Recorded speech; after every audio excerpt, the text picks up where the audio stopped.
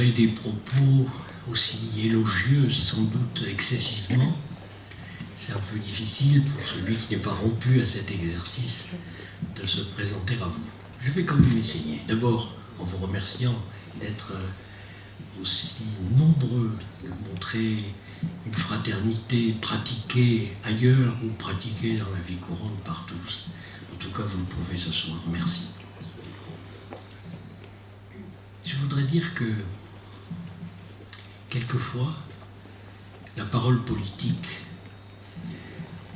peut être, c'est pas régulier, mais peut être légère. Légère et porteuse d'espoir. Madame la secrétaire d'État vient de nous le prouver.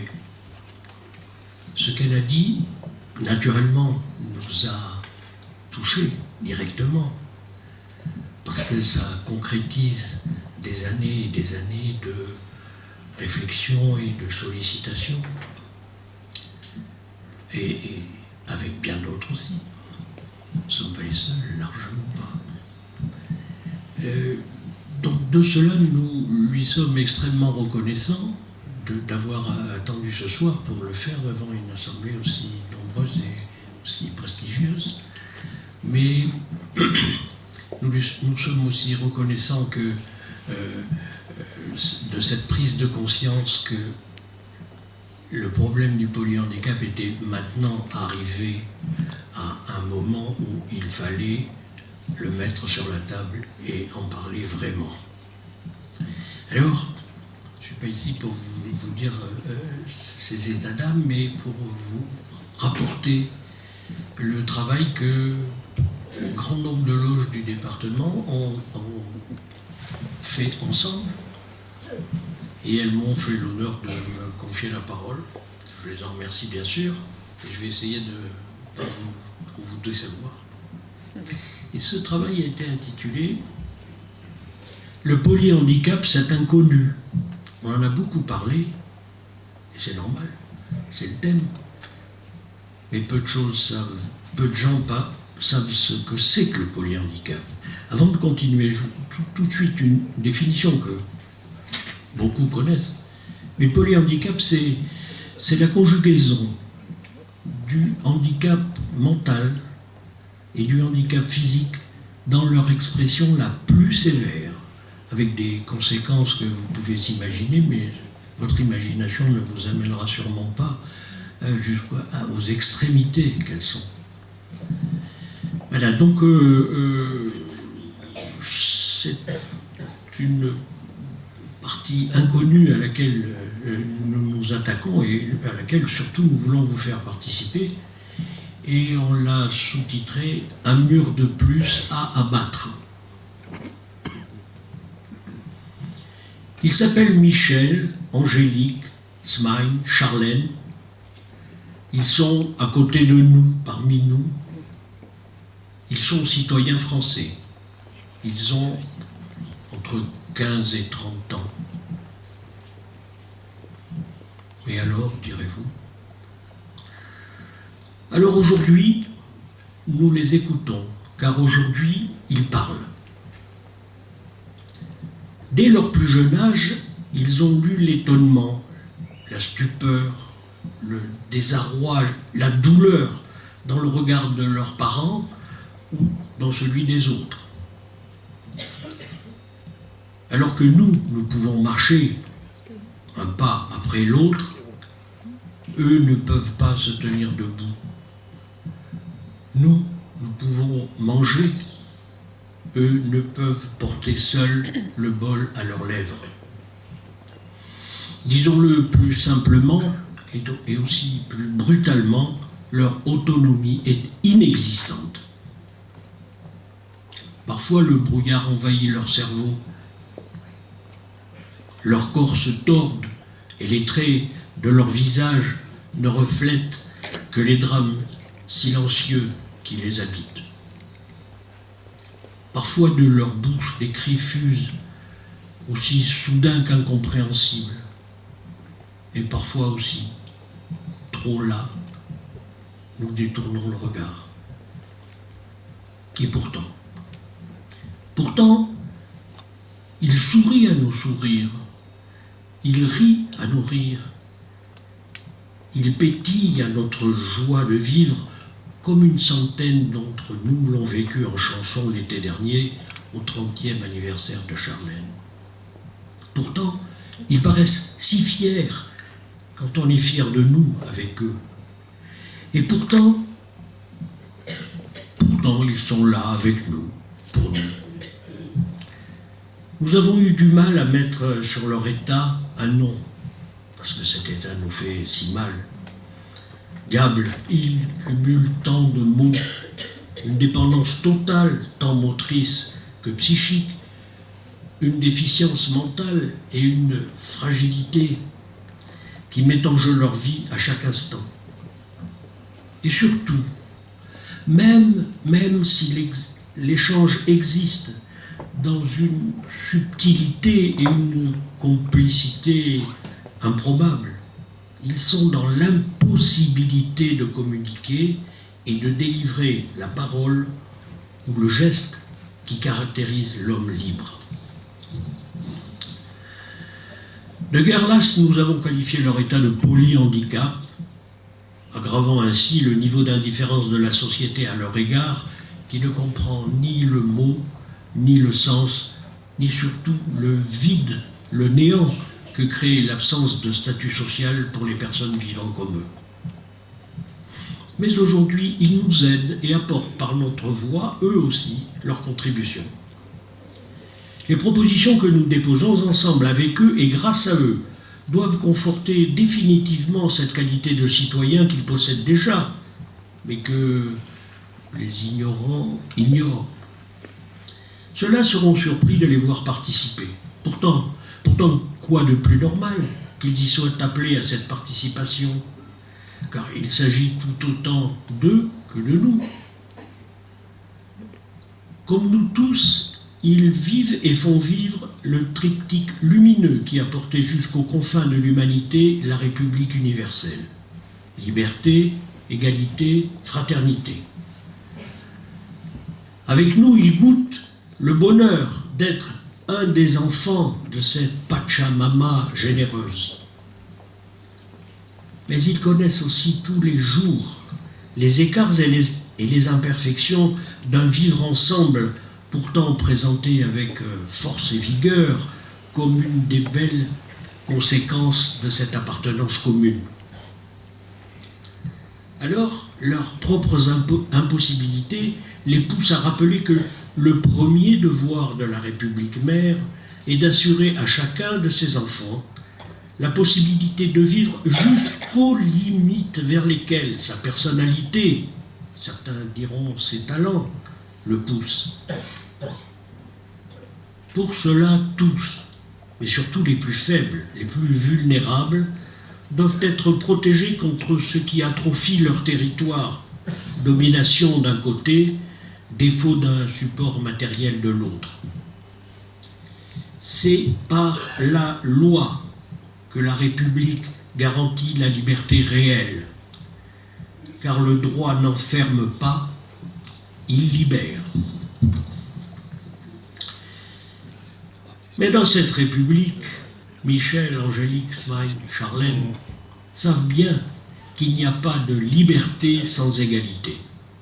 Ils savent que la possibilité d'être libre doit être garantie à tous, sans exception, tous, eux y compris, eux que la fatalité a rendus pourtant si différents, si inégaux. Alors s'inscrit impérieuse la ligne à suivre, celle qui rappelle que pour y parvenir, la loi ne doit pas craindre de s'investir dans la singularité. Parce que Michel, Angélique, Smaïn et Charlène sont des singularités. Que la loi s'occupe d'eux spécifiquement n'est pas une étrangeté ou une déviance juridique comme le prétendent certains, y compris dans votre formation politique, Madame la Ministre. Nous l'avons écrit avant qu'elle parte. C'est une nécessité nous disons, nous, une obligation humaniste, conscients que nous sommes, qu'elle ne participe ni à l'attribution d'un privilège, ni à la constitution d'un ghetto. Peut-on même imaginer que les familles aspirent à cette condition pour leurs enfants? Et puis il y a la fraternité. La République sans la raison serait incapable de décider de ses objectifs. Mais elle serait de même incapable de les atteindre sans l'insistance de cette émotion qu'est la fraternité. Nous sommes, nous, convaincus que la fraternité donne de la valeur à ce que le calcul rationnel présente comme un coût. L'indigence de la législation sur ce qui caractérise la fraternité, surtout quand elle est argumentée en termes de coût, est un curseur implacable qui renseigne sur le défaut de République. La gravité de cette défaillance fait résonner comme un signal d'alarme la question angoissée que se posent peut-être Michel, Angélique, Smaïn, Charlène, et sans aucun doute leurs familles, tous les hommes et les femmes portés par l'humanisme et bien sûr, nous autres francs-maçons. Et cette question qui nous taraude et nous déstabilise, c'est celle-ci. Y a-t-il encore République lorsque l'absence de fraternité engendre l'aveuglement à la péjoration de la vie des personnes polyhandicapées? Nous savons les colloques renouvelés à l'infini, les thèses imprimées depuis des décennies, nous savons le courage opiniâtre de ceux qui combattent pour atteindre des objectifs incertains. Mais aujourd'hui, Michel, Angélique, Smaïn, Charlène nous disent des choses simples. Défendre les droits de l'homme, c'est défendre et respecter l'autre, l'étranger, le proche, le handicapé, pour se respecter soi-même. L'appartenance à notre société n'est belle que parce que celle-ci est diverse, les uns parmi les autres, tous ensemble mêlés, métèques, prix Nobel ou polyhandicapés. Alors pour vivre cette fraternité, nous avons le devoir de faire vivre le droit. Et pour faire vivre le droit en leur nom, il faut réagir, agir, rugir même s'il le faut, car sans l'excès de l'ardeur qui nous anime, il finirait par ne plus croire en nous. Aujourd'hui, Madame la Ministre, c'est l'activation de ce droit que nous, francs-maçons du Grand Orient en France, venons respectueusement, mais fermement, vous demander d'initier. Ce droit élémentaire reconnu déjà à plusieurs catégories de personnes handicapées, c'est celui qui découlera de la mise en œuvre d'un plan national polyhandicap. Cette demande est légitime, Madame la Ministre, mais vous l'avez dit il y a quelques minutes. Ne pas y accéder relèverait de cette discrimination que nos textes, la Charte des droits fondamentaux de l'Union européenne et votre engagement personnel que nous connaissons condamnent sans appel. Nous ne pouvons croire que si les hommes naissent libres et égaux en droit, certains seraient moins égaux que d'autres. Voilà ce que les francs-maçons qui ont planché sur cette angoissante question avaient décidé de vous dire, Madame la Ministre. Aujourd'hui, nous avons entendu avec une intense satisfaction le message que vous nous avez délivré. Nous pouvons donc penser que la population des personnes polyhandicapées sera maintenant prise en compte en tant que telle. Nous nous en réjouissons et espérons que, puisque désormais il y a une volonté, nous pouvons légitimement espérer qu'il y aura un chemin droit, sans méandre ni chaos, un de ceux que l'état des personnes polyhandicapées leur permet d'affronter sans aggraver leur souffrance. Il nous appartient à tous, au nom de l'amour de nos proches, au nom de la dignité, au nom de la vie, de travailler ensemble à un monde meilleur pour construire ce plan polyhandicap, grâce à cette fraternité qui fera de chacun d'entre nous un citoyen à sa pleine mesure. Sinon, nous serions condamnés à n'être que des handicapés de la liberté, de l'égalité et de la fraternité. C'est en marchant avec vous, Michel, Angélique, Smaïn, Charlène,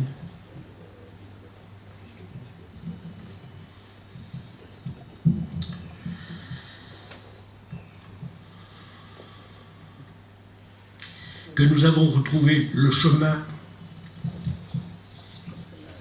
de l'action et de la dignité. Nous avons déjà changé en ne détournant plus le regard, en acceptant la rencontre. Grâce à vous, outre la capacité de nous changer, nous retrouvons enfin la capacité d'agir, pleinement conscients qu'en agissant ensemble, nous ne sommes condamnés qu'au meilleur de nous-mêmes.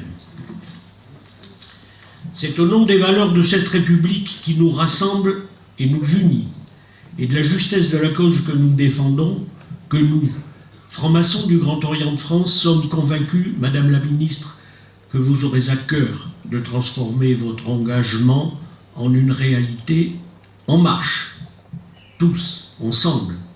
Oui, au nom du Grand Orient de France, nous avons dit